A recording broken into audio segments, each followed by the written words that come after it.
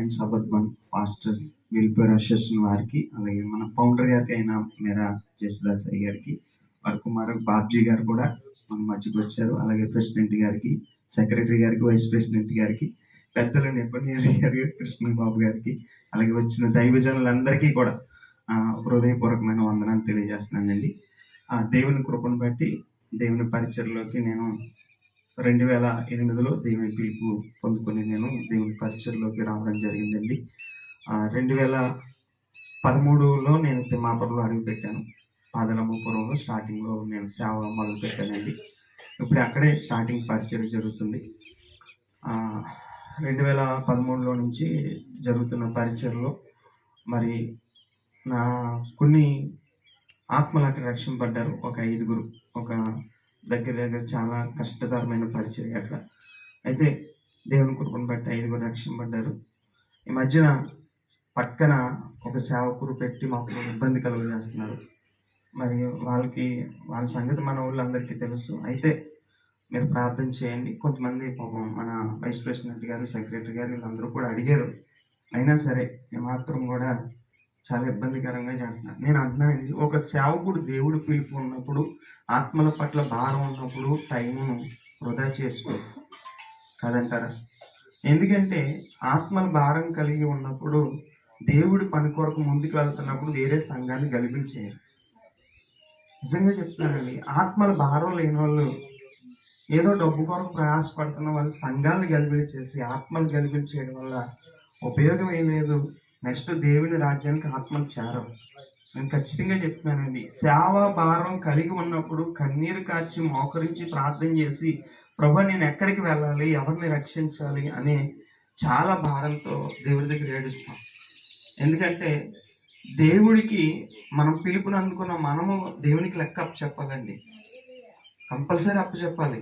ప్రతి దానికి మనకి ఇచ్చిన దశంభాగం అవ్వచ్చు, కానుకలు కావచ్చు, మన సమయం కావచ్చు, అన్నిటిలో కూడా మనం లెక్క అప్పచెప్పే దినం ఒకటి ఉంది. అయితే ఆ దినం కొరకు మనం మరి దేవుని తీర్పులోకి వెళ్ళే వారం కాదు, కానీ తీర్పులోనికి వెళ్ళే వారిని రక్షించే వాళ్ళం మనం. హల్లెలూయా. అంతే కదండి. ఆ నాశనానికి జోచున్న వారిని మనం రక్షించడానికి తప్ప మనం వాళ్ళతో పాటు ఆ స్థితిలోకి వెళ్ళడానికి కాదు అని మరి ఆ సేవకుల కొరకు మీరు ప్రత్యేకంగా ప్రార్థన చేయండి. అలాగే నా కొరకు ఏజెన్సీ ప్రాంగణాలు వెళ్తున్నాం ప్రతి నెల. చాలా కష్టతరమైన పరిచర్య. ఇప్పటికి 179 గ్రామాలు చేస్తాం. నెక్స్ట్ ఈ మంత్ కూడా వెళ్ళడానికి 2 గ్రామాలు సిద్ధంగా ఉన్నాం. ఆ ప్రయాణాల కొరకు కంపల్సరీ ప్రార్థన చేయండి. అయితే నాకు ఎటువంటి సహకారం సోర్స్ ఏమీ లేదు. నేను చాలా కష్టపడతాను. మీతో పాటు ఇలా వస్తాను, మళ్ళీ డ్రెస్ మంచి నా పనికి వెళ్ళిపోతాను. చక్కగా నా పని చేసుకుంటూ మళ్ళీ ఆ సేవ పరిచయలు ముందుకు వెళ్తాను. నాకు ఇచ్చిన ఆరోగ్యాన్ని బట్టి, నాకు ఇచ్చిన చేతి పని ద్వారా దేవుని నామాన్ని మహిమపరుస్తూ ఉన్నాం. అలాగే మా అత్తమ్మ గారికి మంచి ఆరోగ్యం ఇవ్వాలని ప్రార్థన చేయండి. అలాగే మా అత్తయ్య గారు హార్ట్ అటాక్ ఓపెన్ సర్జరీ చేశారండి. అయితే వైఎస్ఆర్ కాలనీలో గొల్లప్రోల్లో ఒక స్థలం ఇచ్చారు. మా అత్తయ్య గారు డెడికేషన్ చేసుకొని అది దేవుని మందిరానికి ఇచ్చేశారు. అక్కడ సేవ జరుగుతుంది.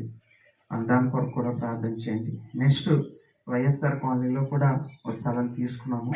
అక్కడ కూడా పైన స్లాబ్ వేయాలి. అక్కడ కూడా పరిచర్య మొదలు పెడతామండి. దాని కొరకు ప్రార్థన చేయండి. ఇక్కడ ప్రత్యేకంగా ఈ మందిరం పైన స్లాబ్ వేయాలి. దాని కొరకు కూడా మీ ప్రార్థనలో జ్ఞాపకం చేసుకోండి. అలాగే నా కుమార్తె కూడా వివాహానికి దగ్గరగా ఉన్నారు. మరి వారికి వివాహాన్ని చేయాలి. పాప ఇంజనీరింగ్ పూర్తి చేసింది, త్రిబుల్ జాబ్ చేస్తుంది.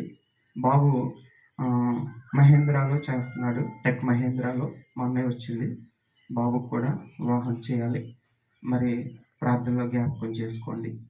దేవుడు ఇంకా అనేక చోట్ల నాకు ఇంకా దేవుడు చాలా భారాన్ని ఇచ్చాడు, దర్శనం ఇచ్చాడు. చాలా ఆశ అయితే నాకు దేవుడి కొరకు చేయాలని ఆశ ఉంది.